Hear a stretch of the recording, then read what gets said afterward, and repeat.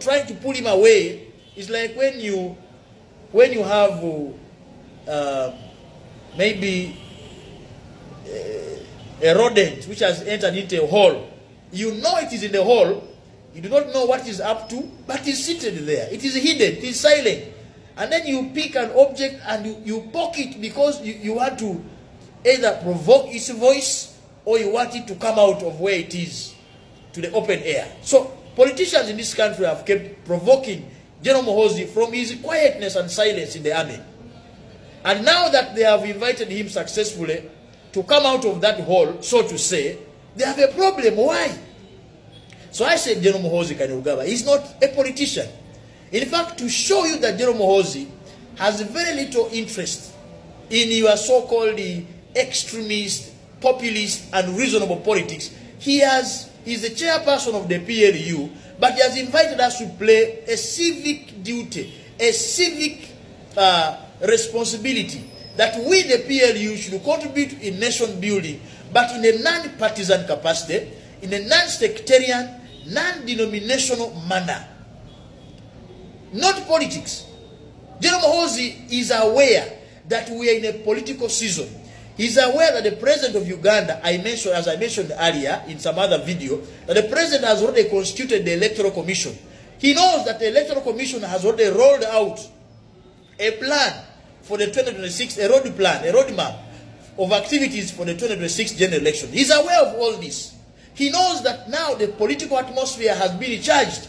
Ugandans are declaring who they want for the presidency, who they want for members of parliament, who they want for leadership in local councils. And flyers are being printed. You can see all that on social media. You can see that, the members of parliament who are mostly chilling here in metropolitan Kampala are now going back to the villages in their constituencies because they want to renew their social contracts. They want to come back to parliament. So it is an active political season. But that notwithstanding, General Muhoozi Kainerugaba has made a noble call to us as the PLU. These videos would be easy to make those days. You just turn on your camera and you go political. And you start making political sentiments here and there. But he says, no, PLU is different.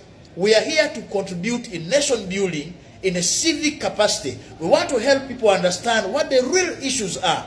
And we want demands real services from government. We want government to solve the real, because we are not the PLU. Or Muhoozi Kainerugaba is not in government. He's not at the helm of things. The president is known. The government is known. The president, Mr. Muhoozi, right now, the closest he comes to the presidency is being an advisor.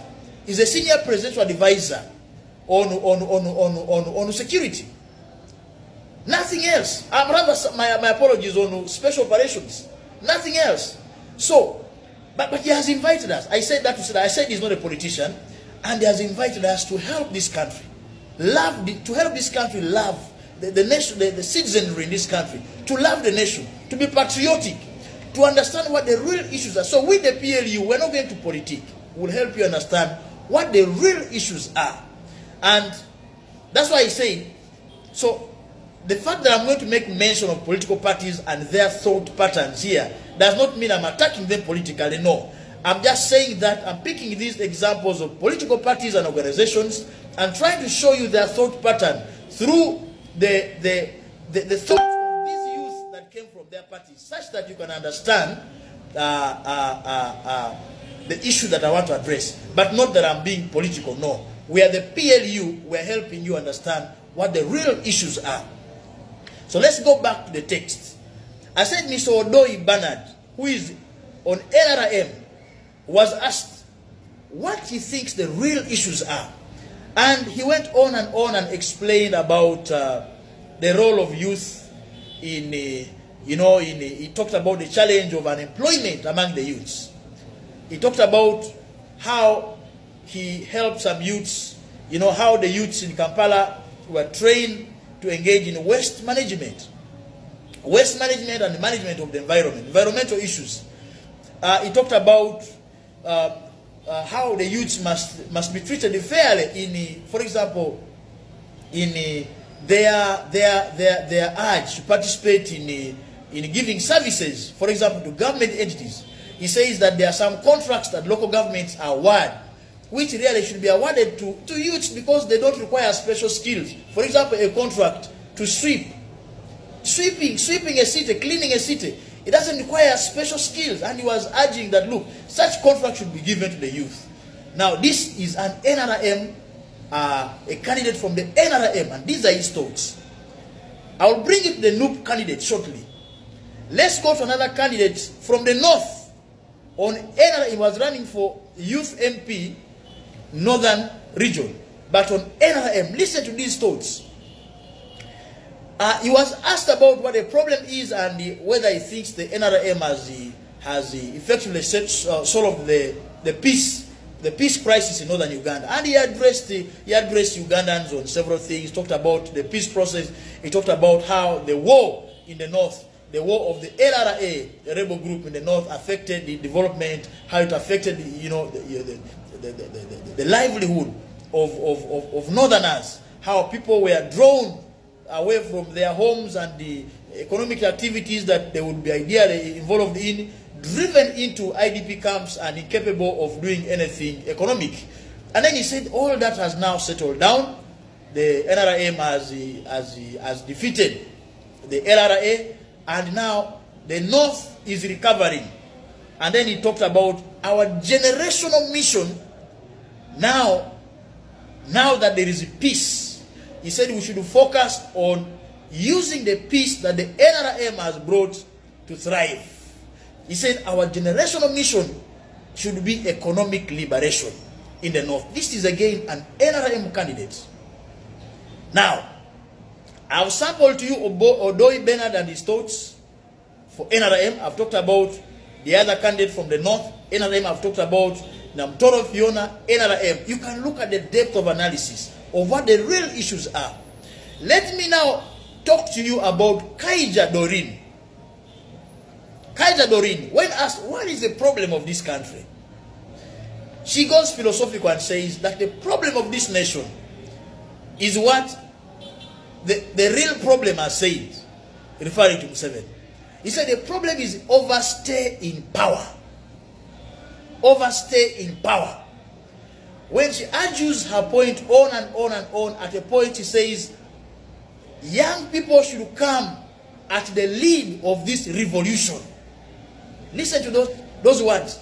Understand. Listen to the language. Listen to the ideology. She goes on and on. In fact,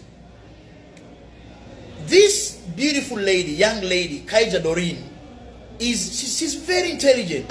Because the interviewers, the journalists who are handling the piece, the interview, gave her a lot. She actually got the most airtime. She addressed for a very long time because questions kept coming back and forth, and she made endeavors to answer them.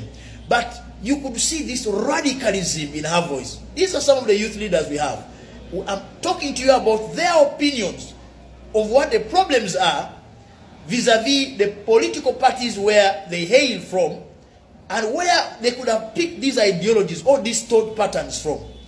So when she stretches her point, Kaija Doreen of NUP, National Unity Platform, flag bearer, she talked about how the youth should come to defend this revolution. She talked about how you can have a change of government by violent means. He says it doesn't take elections to change government. Elections you can change government even a few days towards elections. And she talked about a violent overthrow of government. Go back and listen to that video, that piece again. I'm not defaming anyone here. That's how the piece actually did go. Now, what am I saying here? This is a NUP candidate. We have looked at what the various candidates from the various political, the independents, how they think, and those that come from the NRM, how they think. In your own assessment, I think you can clearly see the depth of understanding of what the issues really are. I respect our opinions. She's entitled to our opinions. But this is a call. Seeing these distinctions is a call to you as the youths. We, the Patriotic League of Uganda, claiming this civic space, we speak to you. I think that the PLU has come at a point that they are most needed.